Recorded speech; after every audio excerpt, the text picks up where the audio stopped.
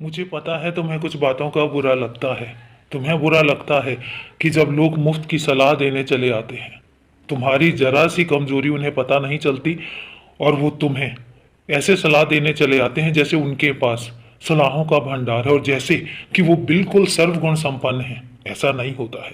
पर इंतजार करो, ये वक्त उनका है, उनको बोलने दो और एक काम जरूर किया करो। उनमें से जो कुछ सार्थक शब्द हैं उनको ग्रहण करो, जो तुम्हें लगता है कि तुम्हारे जीवन में उपयोगी है, जो तुम्हारे जीवन को आगे बढ़ा सकता है। उन शब्दों को, उन वाक्यों को ग्रहण करो और उसके अलावा बाकी सब चीजों को तुम अपने बगल में जाने दो, उनको नजरअंदाज करो।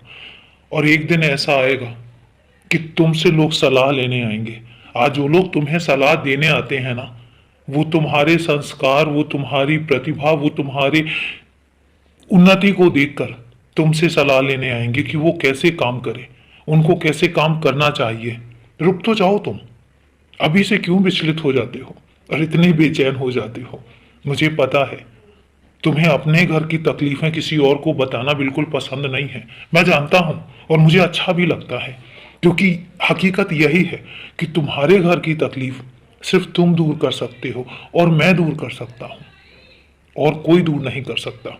और मेरे बच्चों में कुछ बच्चों का तो ऐसा स्वभाव है कि उनको दूसरों की तकलीफें देखकर मजा आता है और वो खुश होते हैं, और यूं ही मजे लेने के लिए वो दूसरों की जिंदगियों में दखल देने चले आते हैं। मैं उनको समझाता भी हूं कि इन सब चीजों में मत पड़ो, इन सब चीजों में मत ध्यान दो, लेकिन वो सुनते ही नहीं है, समझते ही नहीं है।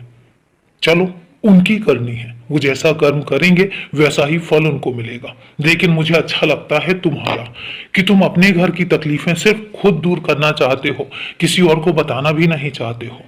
तुम सिर्फ अपनी तकलीफें मुझसे कहते हो और तुम यकीन नहीं मानोगे, मैं इतना खुश होता हूं। मुझे ये लगता है कि मेरा बच्चा इतना समझदार कब से हो गया, कब से इतना समझदार हो गया कि उसको अपनी तकलीफें सिर्फ अपने घर तक सीमित लगती हैं और उसको लगता है कि उसके घर की तकलीफें वो और उसका बाबा दूर कर सकता है और इसके अलावा कोई और नहीं। मैं जानता हूं मेरे बच्चे, तुम तकलीफों के भंडार से निकले हो। आज भी तुम्हारी जिंदगी से तकलीफें दूर नहीं हुई हैं, लेकिन उसके बावजूद भी तुम्हारा यूं हौसले के साथ खड़ा होना, तुम्हारा यूं फिर बार बार मेहनत करना और बार बार मेहनत करके मुझे मुकाबला देना कि मैं तुम्हें कब तक सफल नहीं करूंगा, अच्छा लगता है।